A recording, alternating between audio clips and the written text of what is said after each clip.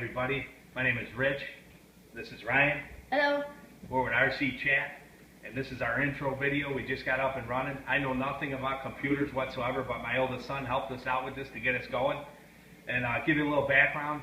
I work construction. We basically like anything that has wheels and a motor on it, whether it's an ATV, whether it's cars, muscle cars, boats, jet skis, RC cars, model kits, electric trains.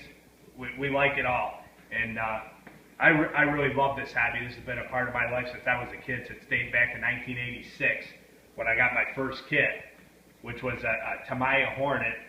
And I stared at pictures of it in brochures for about 2 years before my parents would finally spring for the $350 to get this, which was a lot of money back then. I was really appreciative. And since that day, this car went everywhere with me. A couple of my buddies had them, and we took them everywhere. And this car still runs today. I still use it. And basically want to give you a little background of what we're trying to do. We're trying to have some fun with this. I've been inspired by some of these guys on the internet, like RC Sparks, RC Nightmare, Ultimate RC. These guys do some really great reviews and stuff, and we kind of wanted to have some fun with it. And we got some of our kits out here today. We kind of wanted to touch on a few of the things. Like I said, I got back in the hobby in 1986, and then I kind of got away from it for a little while and got married and started having kids. And in 1998, I wanted to get back into the hobby, and I had an old Wild Willie kit, an original one that I had taken into the hobby store and traded in even up for an Emax, which is now a classic, but at the time, this kit was $350. And this one's modified with all custom skid plates on it, custom wheelie bar, which I made back then in '98. They didn't have a lot of that stuff you could buy then. And I outfitted it recently with a Titan 775 and an EVX waterproof speed controller, so that thing's pretty cool. Just give you a little idea there. We get into the nitro a little bit. We're kind of getting into these micro helicopters, which is kind of a new thing, and they're really fun to do on the inside. We're in the Midwest, and it's like negative 45 degrees today, and you know, we're always looking to do stuff inside, which brings us to some of the micro cars up here. We got the Micro T, Micro Desert Truck, the Micro Trail Trekkers. We got 18 scale ECX Ruckus here, 18 scale short course here. So we're kind of into all this type of stuff. We got a boat over here, Blackjack 9, which works really good in the pool.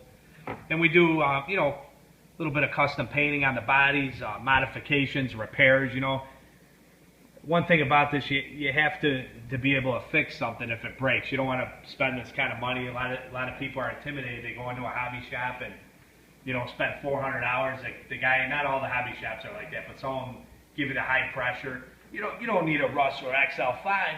You need the brushless setup over here, the VXL with the LiPo batteries. It does 60 miles an hour. This thing only does 35. Let me tell you something. When you get into this hobby from the start, this car right here, 18 scale, this thing does like 18 to 20 miles an hour, 21 miles an hour. My Hornet with a 7-cylinder and a stock motor back in the 80s did like 24 miles an hour. I got it clocked by one of our neighborhood policemen there. And that is plenty fast enough for somebody getting into the hobby. You got to learn how to drive, the directions and the speed, the acceleration is more than enough. And getting back to my point, you don't necessarily have to spend $400 and have brushless and LiPo batteries to start and be doing 60 miles an hour.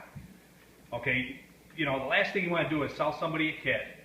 They go out and drive it one time, flip on the top side, smash into a pole, bust in a million pieces, and then the guy's sitting there going, I just spent $400. I don't even know how to work on this thing. What do I do with it now? I'm not spending any more money on this. And they think it's junk because it breaks. If you're crashing something that's doing 40 miles an hour, 50 miles an hour, 30 miles an hour, it's gonna break. You know, so you need to start out with something more basic. Maybe a $79, $89 kit right here to get you into the hobby. These things are a blast in the house. You can set up a course anywhere with them and have a great time. Basically what we're gearing this towards is the person that maybe doesn't have a ton of money to spend, and they want to get into the hobby, but they want to start out with something small. And you can always buy a kit that's, you know, $100, $150, $200, and build yourself up. If you get into the hobby and you realize that, man, I really like this hobby and I want to continue on with it, and I really like to get in and figure out how to work on this stuff, or modify this stuff, or maybe you're a guy that has a car and a part broke on it and you're not sure how to fix it, send us a comment, you know. We'll help you out with repairs the best we can. We're looking to do reviews, tutorials on stuff that we do, modifications. We got a micro trail tracker right here that's got the 1/24 scale model body, custom body. Got the wheel weights in there. We took the spring spacers out of there, changed the shock positioning, and got a bunch of articulation out of this thing. Stuff like that, you know.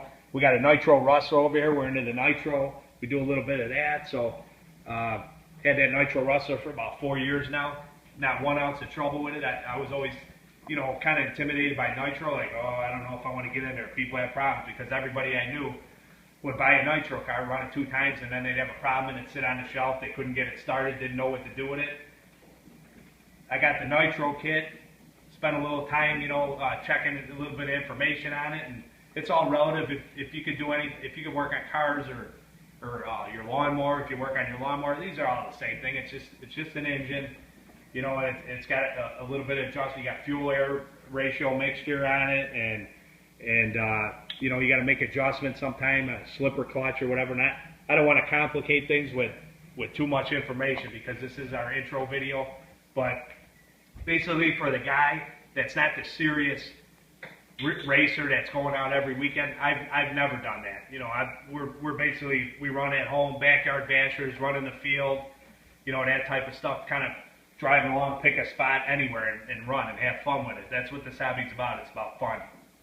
A lot of kids now, younger kids, are into the gaming and all that type of stuff, which is great.